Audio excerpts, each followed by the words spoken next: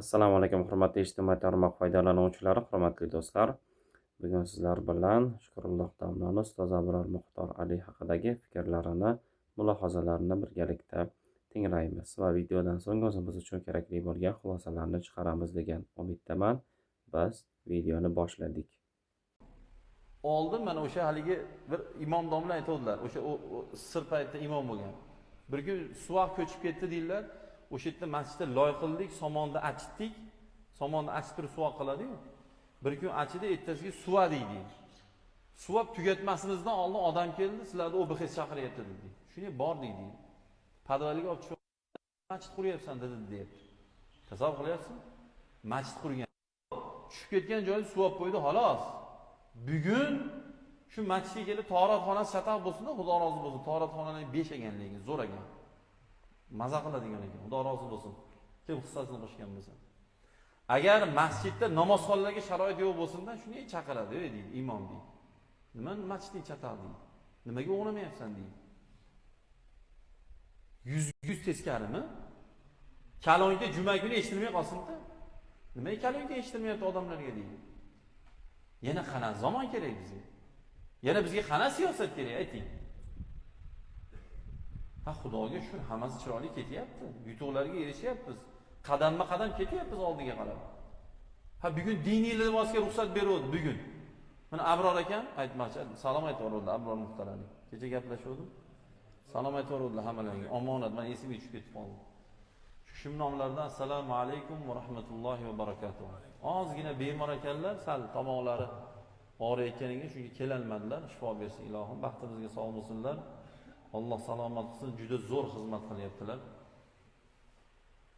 Shu kishim o'sha kiyinadigan kiyimlarni mana hijob, mana diniy libos olib tashladi-yu, endi shu diniy libosni o'zimiz abichli o'sha ko'ylaklarni kiyib, hijob degani arabiy so'z bo'lib, o'zbek tiliga olganda to'siq degani.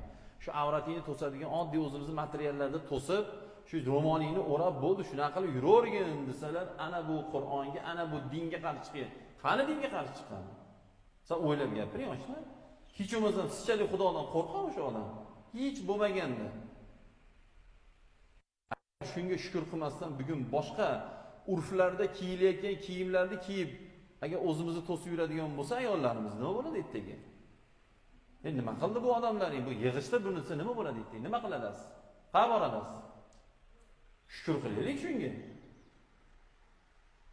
Ha, biz o'zimizni mana hayotda qiladigan kiyimlarni kiyishib, ichi ko'rinmagan, yupqa, figurasi ko'rinmagan, avratini to'sadigan ro'molda o'rasa hijobmi shu akalar? Hijob bo'ladi shu. Arabiysiga hijob bo'ladi, o'zbekchasiga to'siq bo'ladi. Avratini to'ssin degan Alloh. Bo'ldi, tamom. Sharti nima? Ichi ko'rinmasin, figurasi ko'rinmasin, uyat joyi to'silsin. Bo'ldi, shuni hijob deydi shuni. Buni noto'g'ri tushunmaylarsizlar. Alhamdulillah siz bilan o'sha bizning gapimizni noto'g'ri tushunayotganlar o'zi alhamdulillah adashmasam sizdan ko'proq bo'lsa kerak. Hech bo'lmasa sizchalik ayolimiz qizg'anamiz. Hech bo'lmaganda. Ayolimizga qaraganda ko'zini o'yib olay deymiz. Sizda bor g'ayrat, bizda ham bor. Men birovga yaxshi ko'rinish uchun gapirmayapman. Alloh guvoh. Luqmon Hakim aytganlar, to'g'ri so'z odamga qasamni keragi yo'q. Qasam ichmayman men. Alloh guvoh, birovga yaxshi ko'rinish uchun yo nimadirga erishish uchun gapirmayapman bu gaplar. Qana xulosa siz qilavering. Men Alloh uchun gapiryapman. Bu joyda bu tema gapirilish yo'qamidi meni planimda. Prosta kecha Instagramda ko'rib qoldim. O'sha Abror akam gapirgan joyda qirqib turib boshlashib dedi, g'ajishdi. O'sha Abror akam o'sha niqob haqida gapirgan ekanlar, hali ko'zni o'zini ochiq qolish haqida, shular haqida gapirib tushuncha berganlarda mana bu palon deyap ko'kin dedi. Ey, sen o'ylab gapirish kerak odam. Keyin Alloh Qur'onda aytadiki, a'zolaring qiyomatda guvohlikka o'tadi deganlar. Azizlar, bugun kommentariy yozayotgan barmoqlaringiz bor-ku? Barmoqlarimiz bor-ku? Qiyomatda gapiradi shu. O'ylab yozing. Birovni mushrik deyotgan, tog'ut deyotgan, kofir deyotgan, saroy mulla deyotgan, yahudi deyotgan, bu barmoqchalaringiz bor-ku? Qiyomatda asqatalmay qoladi. Luqmon Hakim aytganlarda nonni katta tishlasang ham deydi, gapni katta gapirma deydi. Shunday gapirayotganlar, adresingizni aniq olib qoladi, keyin javob berolmay qolasiz. Javob berolmay qolasiz. Rasululloh alayhisolam bitta hadislar bor. Shuni aytib, men to'xtataman gapimni. O'zicha ko'p gapirib qo'yibman, uzr.